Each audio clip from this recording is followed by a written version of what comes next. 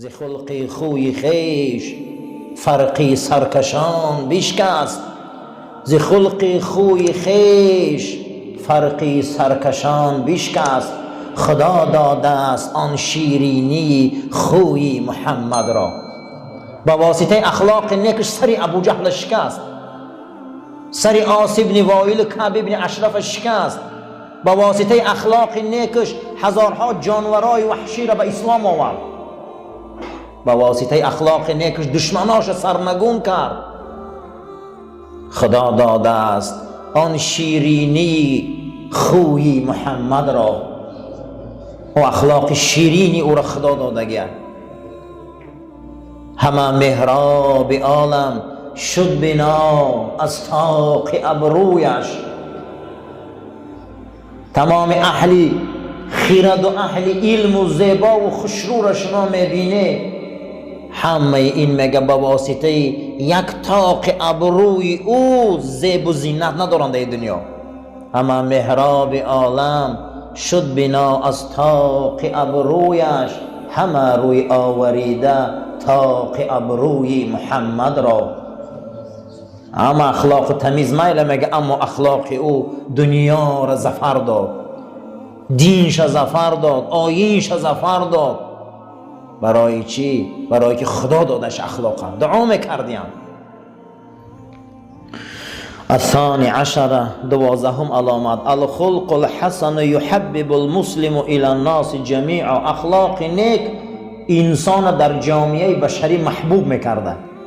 انسان چیکار میکرده؟ محبوب میکرده. حتی اعدائه، حتی دشمنات هم دوست نداشتیم.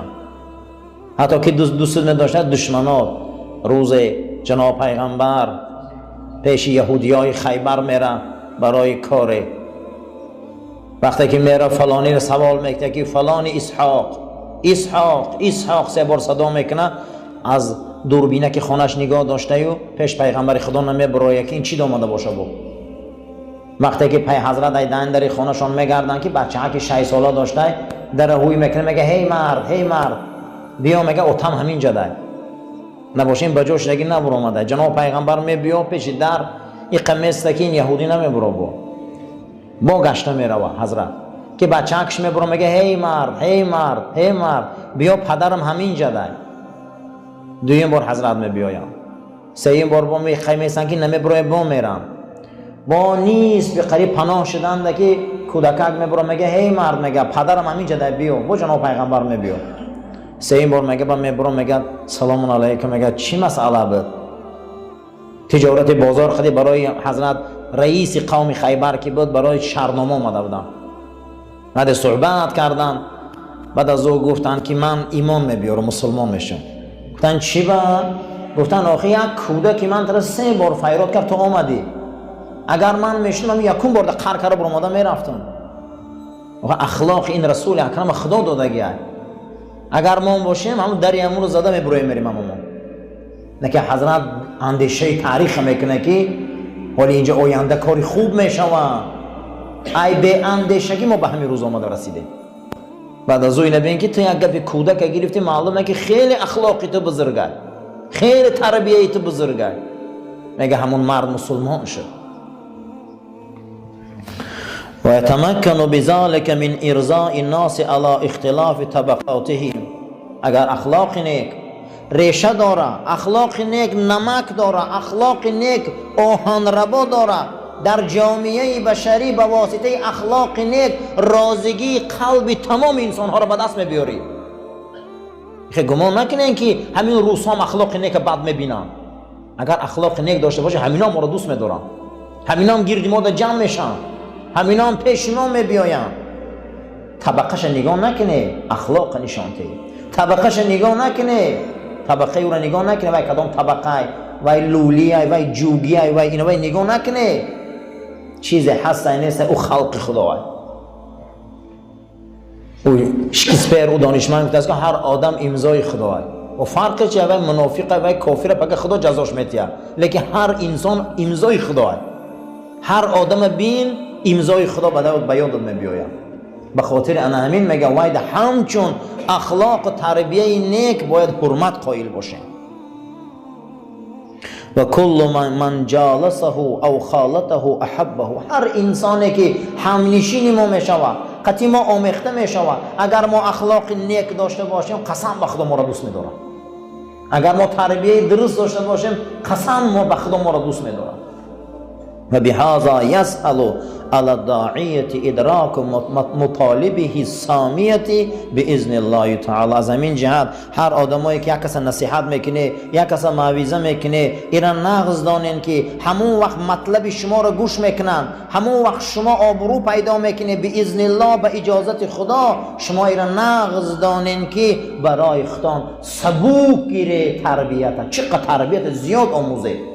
بسیاری آدما تنگم، چخیل تنگم، آموختن از دیگر آدما ننگشان میبیاد. آموختن از دیگر آدما ننگشان میبیاد. بسیاری آدما حتی که دایره های علمیشان به درجه انمو اکادمیکی و کلان علما شدگیان، همه کامپیوتر کلاویاتورش نوشتن نمیتونن. میگه فلانی را گیر شاگردشان نفرتش میبیاد، ننگش میبیاد. باید انسان در طلب علم کشاد باشه. فرقش ممکن در علم تاریخ بزرگی، ممکن در علم جغرافیا بزرگی، ممکن در علم خودش بزرگی. ای هر آدم حیاتان نبراره. ای هر آدم چیزی که میدونه او را آموزه، اخلاق آموزه مردم.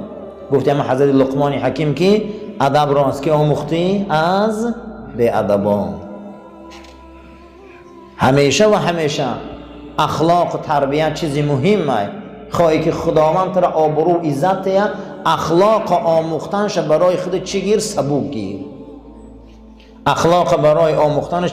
روزهای جمعه طبق عادت و برنامه ما درباره اخلاق صحبت میکنیم و امروز شروع میکنیم از کتاب فضائل الخلق الحسن، درباره فضیلت های اخلاق نیک.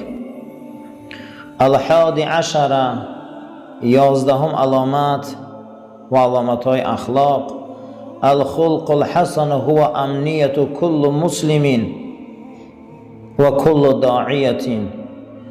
اخلاق نیک و آداب نیک بهترین آرامش و امنیت برای هر یک مسلمان، برای هر یک دعوتچی بوده. هر کسی که اگر اخلاق نیک داره، این نغز دانه که بهترین آرامش و بهترین تینجی در آدم بده است که اخلاق و تربیت خوب داره. مخلص خاصتا خدا همین جدا کرده، لانه بذلك ینجو و یفوز و ینجح فی جمیع اموره الخاصه والعامه. انسان به سبب اخلاق نیک نجات میافته. آدم به سبب اخلاق نیک درجهش بلند میشده. آدم به واسطه اخلاق نیک پیروز میشده در تمام کارهاش، چی علاهیده باشه، چی یکبارگی باشه، با واسطه اخلاق همه درجه انسان میرسیده. چخیل نجات یابم، چخیل پیروز شوم، این همه اخلاق بوده است.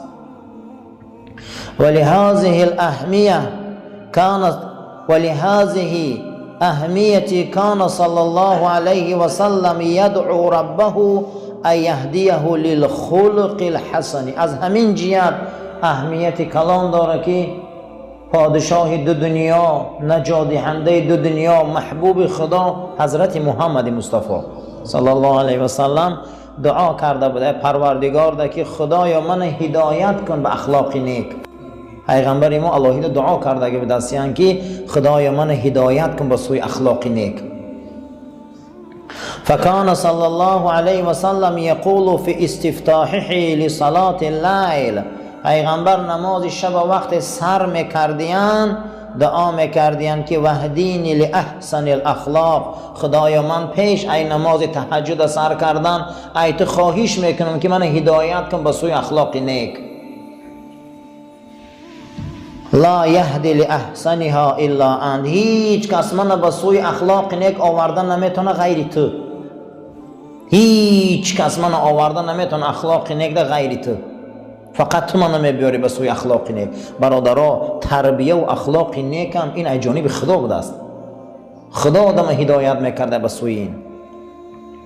و کان یقول، پیغمبر خدا دعا میکردین اللهم کما احسنت خلقی فحسن خلقی. خدایا چه خیلی که خلقی من خوشرو کردی، چشمای من بین، بینی من بین، گوشام بین، لب بین، دستا و پاهای من بین، این راست شدن و شیشتن و خیستن بین، ایره چقدر خوشرو خلق کردی. التجاد میکنن گوته رسول اکرم اخلاق من میخکر، چخیلی که اندامی من خوشرو کردی اخلاق من خوشرو کن. پروردگار آدم دا بسیار زیباگی ها، آدم کشپلش هم راحت های، شیشتنش هم راحت های، بازیش هم راحت های، خوابش هم راحت های. حتی که اگر دیگر جاندارها رنگ آدم شینن، رنگ آدم حرکت کنن نمیزیبه شونن، اما آدم دا میچی میزیبه. گوته چخیلی که خلق ما خوشرو کردی اخلاق ما خوشرو کن. ما هم دعا میکنیم پروردگار رو به حرمت نام رسول اکرم صلی الله علیه و سلم چه خیلی ما رو خوشرو خلق کردی، زیبا ما کردی، اخلاقای ما رو نیک کن. ما هم آدمای به تربیت شویم، آدمای به اخلاق شویم.